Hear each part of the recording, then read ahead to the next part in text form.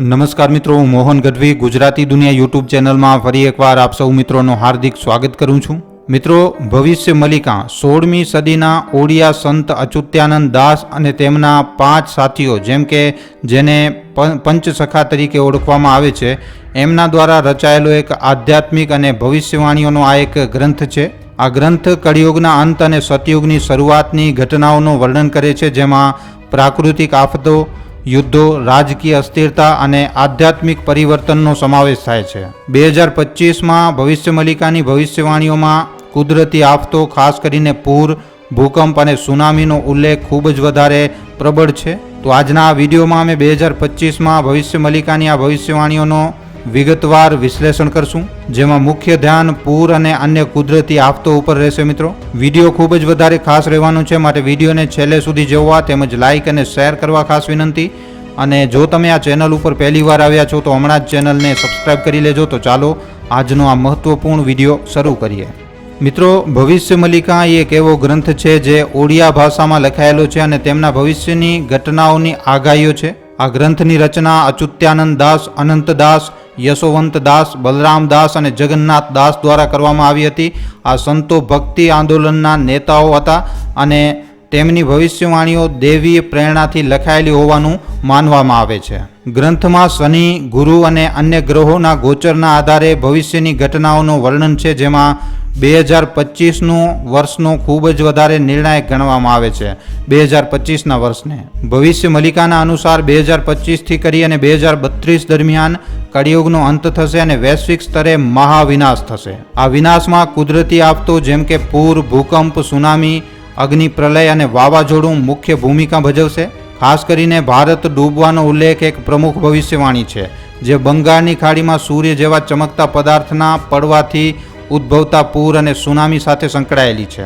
ભવિષ્ય મલિકા અનુસાર 2025 એ મહાવિનાશક કાળ ગણવામાં આવે છે, જેમાં કુદરતી આફતો દ્વારા વિશ્વનો મોટો ભાગ વિનાશ પામશે. આ પુસ્તકમાં શનિના મીન રાશિમાં ગોચર 29 માર્ચ 2025 અને આ આફતોનું મુખ્ય કારણ માનવામાં આવે છે. શનિનું મીન રાશિમાં ગોચર ઐતિહાસિક રીતે વિનાશકારી ઘટના છે, જેમ કે બીજું વિશ્વ યુદ્ધ 1937 અને ભારત પાકિસ્તાન યુદ્ધ 1965થી 1966 અને 2025માં પણ આવા જ પ્રકારની યુદ્ધની ભવિષ્યવાણીઓ આ પુસ્તકમાં લખાયેલી હતી, જે આપણે જોઈએ તો મિત્રો એક રીતે સાચી પણ પડી છે. ભવિષ્ય મલિકાની સૌથી ચોંકાવનારી ભવિષ્યવાણી છે કે ભારત ડૂબશે, જે બંગાળની ખાડીમાં એક વિશાળ ખગોળીય પદાર્થના પતનથી ઉદ્ભવતા પૂર અને સુનામીનો સંદર્ભ આપે છે. આ ઘટના ઓડિશા, પશ્ચિમ બંગાળ, આંધ્રપ્રદેશ, તમિલનાડુ અને ભારતના અન્ય દરિયાકાંઠાના વિસ્તારોને અસર કરશે. આ ભવિષ્યવાણીમાં ઉલ્લેખિત સૂર્ય જેમ ચમકતો પદાર્થ એક ઉલ્કા, ધૂમકેતુ અથવા કૃત્રિમ ઉપગ્રહનો હોવાની શક્યતા છે, જે સમુદ્રમાં પડવાથી વિશાળ સુનામી ઊભી કરશે. આ ઉપરાંત ભવિષ્ય મલિકામાં ભારતના અન્ય ભાગોમાં અતિવૃષ્ટિ અને નદીઓના પૂરોની પણ આગાહી છે. ગંગા, યમુના, બ્રહ્મપુત્ર અને ગોદાવરી જેવી મોટી નદીઓમાં પૂર આવવાની શક્યતા છે, જેના કારણે ઉત્તર પ્રદેશ, બિહાર, આસામ અને મહારાષ્ટ્ર જેવા રાજ્યોમાં વ્યાપક નુકસાન થશે. આ પૂર ખેતી, ઇન્ફ્રાસ્ટ્રક્ચર અને માનવ જીવનને ગંભીર રીતે અસર કરશે.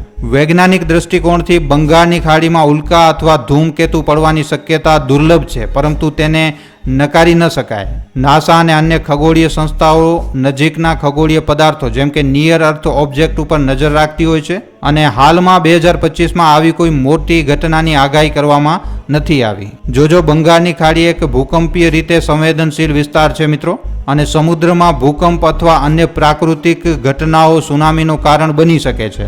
હવામાન પરિવર્તનની અસરને કારણે દરિયાઈ સપાટીનું સ્તર વધી રહ્યું છે, જે દરિયાકાંઠાના વિસ્તારો માટે ખૂબ જ વધારે જોખમી બની રહ્યું છે. આમ પણ 2004ની સુનામી અને 2013ના ઉત્તરાખંડ પૂર જેવી ઘટનાઓ દર્શાવે છે કે ભારતના દરિયાકાંઠા અને હિમાલયની વિસ્તારોમાં આવી આફતો સંવેદનશીલ છે. 2025માં ભારે વરસાદ, ચક્રવાતો અને નદીઓના પૂરની શક્યતા વધી શકે છે, જે ભવિષ્ય મલિકાની આગાહીઓ સાથે સંગતિ ધરાવે છે. ભારતના હવામાન વિભાગ IMD અનુસાર હવામાન પરિવર્તનને કારણે 2025માં ભારેથી અતિ ભારે વરસાદ પડવાની શક્યતાઓ છે. ચોમાસું હવે લાગુ થઈ ગયું છે અને વહેલું આવી ગયું છે. પૂર ઉપરાંત ભવિષ્ય મલિકામાં 2025 માટે અન્ય કુદરતી આફતોની પણ આગાહી કરવામાં આવી છે, જેમ કે ભૂકંપ, ભવિષ્ય મલિકા અનુસાર 2025માં ભારતના હિમાલયી વિસ્તારોમાં ખાસ કરીને ઉત્તરાખંડ, હિમાચલ પ્રદેશ અને જમ્મુ કાશ્મીરમાં ભૂકંપ આવશે. આ ભૂકંપની તીવ્રતા 7 થી 9 રિક્ટર સ્કેલની હોઈ શકે છે, જેના કારણે ભૂસ્ખલન અને વ્યાપક નુકસાન થશે.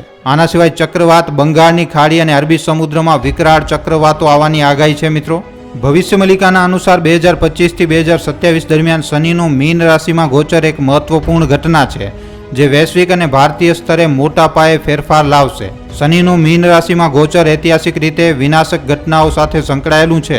જેમ કે આપણે પહેલા જ વાત કરી કે 1937માં બીજું વિશ્વયુદ્ધ અને પછી 1965-66માં ભારત પાકિસ્તાન યુદ્ધ.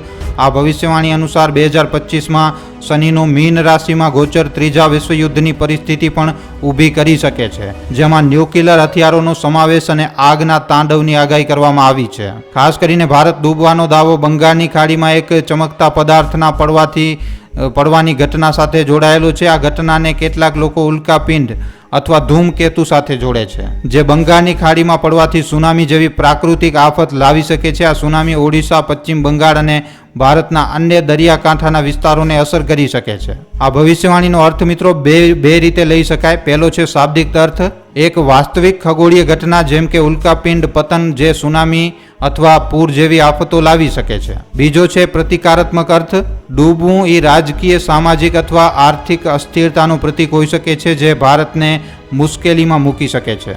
વૈજ્ઞાનિક દ્રષ્ટિએ બંગાળની ખાડીમાં ઉલ્કાપિંડ અથવા ધૂમકેતુ પડવાની શક્યતાને નકારી તો ન જ શકાય, પરંતુ તે ખૂબ જ વધારે દુર્લભ ઘટના છે.